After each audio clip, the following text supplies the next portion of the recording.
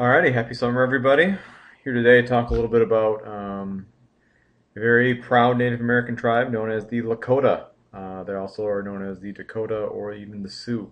So, like I said, most people have heard of these guys. A lot of people have seen the movie Dances with Wolves that kind of talks about, the Lakota Native Americans. So, anyways, I thought it'd be kind of an interesting tribe to kind of focus on a little bit, as we kind of move through this part of American history.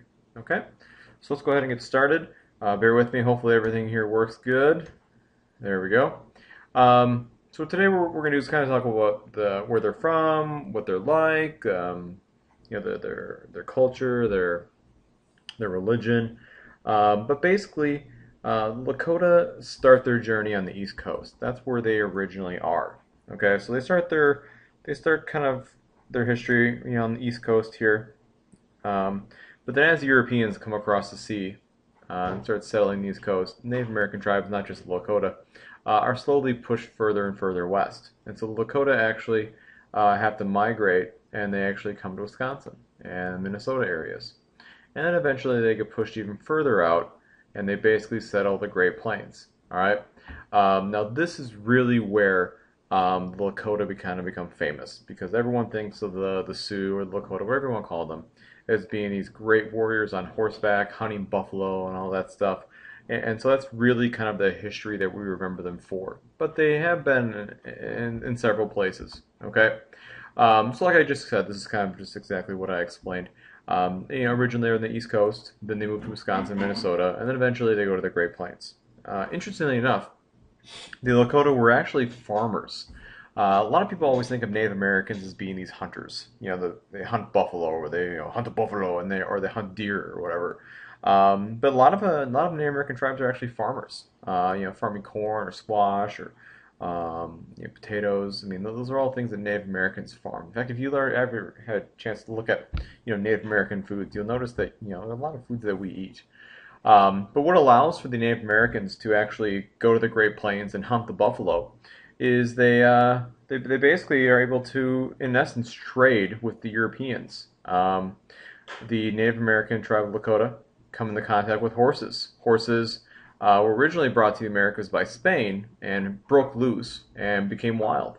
And eventually the horses kind of filled up North America, and Native American tribes were able to capture these horses, domesticate them, and there you go. They were on horseback. The Lakota were also able to obtain guns, which allowed for them to hunt the buffalo, which allowed for them to thrive in the Great Plains. Okay, and so like I said, the horses really, like I said, allow for them to be very mobile, and become hunters of buffalo. Buffalo are obviously very fast, and so here you see a big transition in Lakota history, where they kind of leave their agricultural lifestyle and become these nomadic hunters. Okay, where they move around, they follow the buffalo herds, and that's really how they live their life.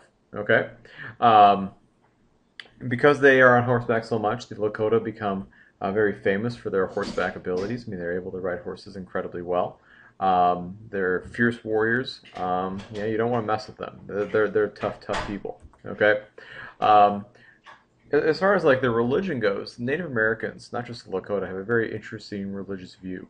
Um, we would call them an animist. Okay, so if you are an animist, it basically means that you believe that the trees, rocks, rivers, plants, and animals are spiritually alive.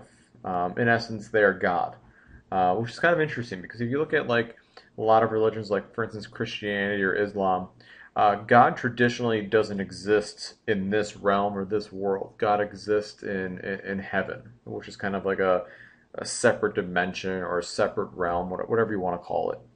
Um, but in Native American culture, everything is part of the Great Spirit.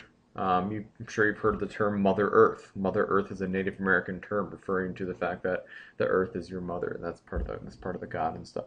Okay, so I guess one of the interesting things about Native Americans is that because they believe that nature is part of God, or is spiritual, Native Americans typically have a very great respect for nature.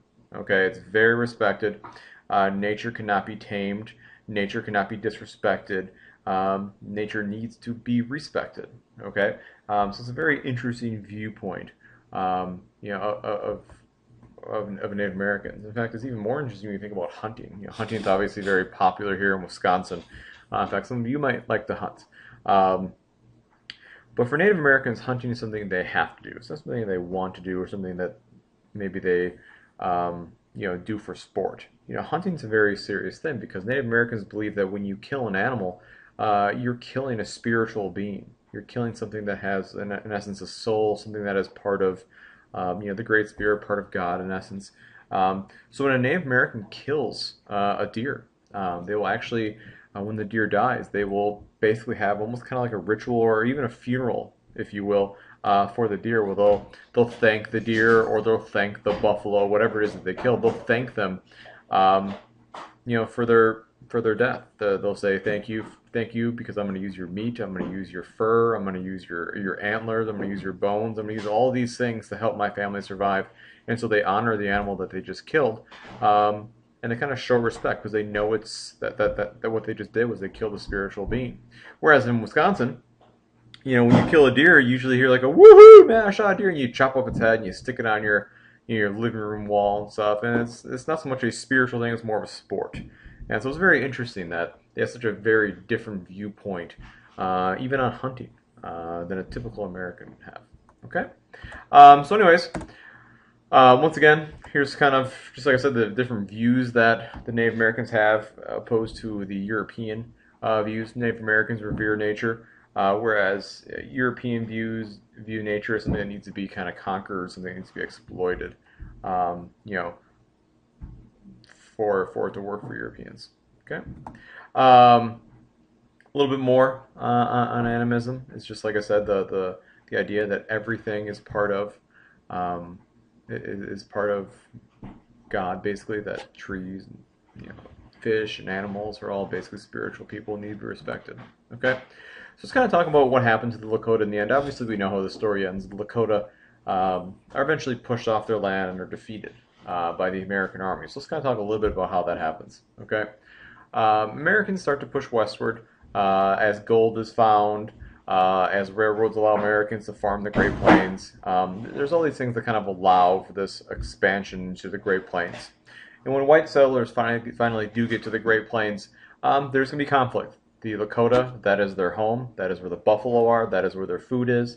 So there's going to be a lot of resistance. Now, the Lakota, above all the Native American tribes, the Lakota really gave the American army and the American government kind of pretty much all they could handle. I mean, they were feisty and they were very good fighters.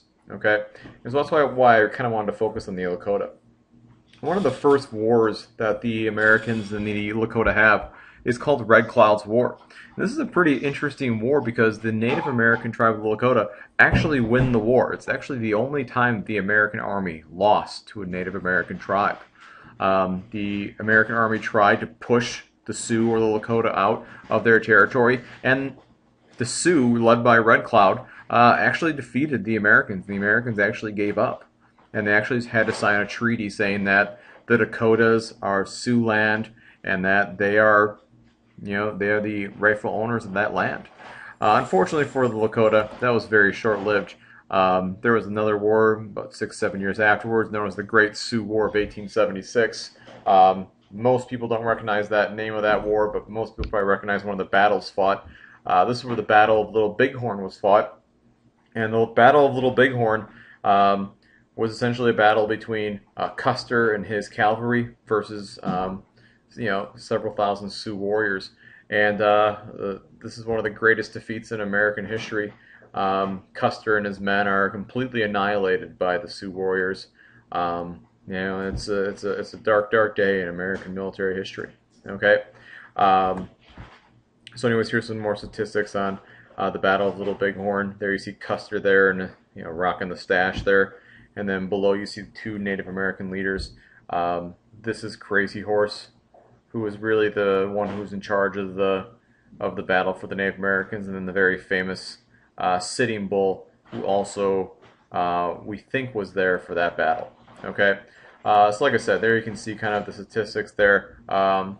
There's much more specifics of the battle if you're interested. I'm sure you can search the net and find some cool stuff on that.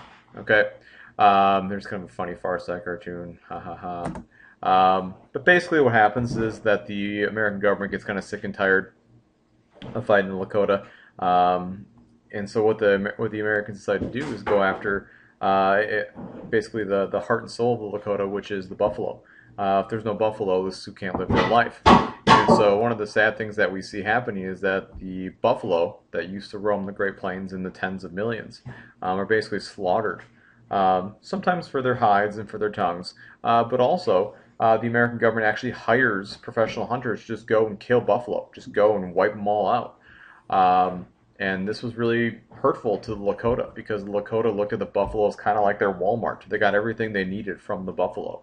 The buffalo hide was used for teepees, clothes, and arrows. The bones were used for tools. The hooves were used for glue. The meat for food. Intestines for food. I mean, it was used for lots of stuff. And so if there was no buffalo, the Sioux couldn't live their life. All right, so here you see, we're going to go through real quickly a series of maps that kind of show you the range of the buffalo. So as of 1700, when really there was no European settlers in much of the interior, the buffalo had this huge range, which included, if you look at it, included where we live in Wisconsin. There were buffalo here that used to range all the way to the Appalachian Mountains, all the way here in the east. Okay, here you see by 1800 that range is shrinking as American settlers push west. Okay, they start to eliminate the buffalo. Okay, by 1870, when the Indian Wars are going on, you'll see that basically there are two herds. Okay, you have a southern herd, and then you have a northern herd. Okay, and we actually think that the railroad that went through here is actually what separated the buffalo. Okay, then by 1875, professional buffalo hunters go and basically eradicate, all the buffalo, and then by 1880, there's one big herd left. 5,000 hunters go after it and take it out. And by 1884, there's just little itty bitty parts of buffalo that are still around, and basically private Americans kind of take up the last buffalo and keep them alive on private farms, and that sustains the species in North America.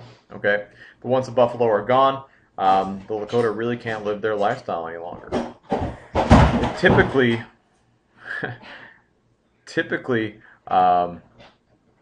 Lakota independence kind of ends here at what is known as the Battle of Wounded Knee, or the Wounded Knee Massacre. This happened in 1890. There was a small band of Sioux warriors that fought the American cavalry. It was a very lopsided battle. Some people don't call it a battle, some people just call it a massacre, where 300 Sioux men, women, and children are killed. It's the last, like I said, quote-unquote battle of the Indian Wars. This is also where the great Lakota leader Sitting Bull is killed. Okay, so at this point, the Sioux are completely destroyed. I'm not completely destroyed, but they're decimated. All their great leaders are killed. The buffalo are gone, and so really, they have nowhere else to go, and they're forced to accept defeat and go live on reservations where they're forced to stay. And their culture's then stripped of them, and they're forced to become more, quote unquote, American and learn American ways. This is really kind of the end of Sioux independence.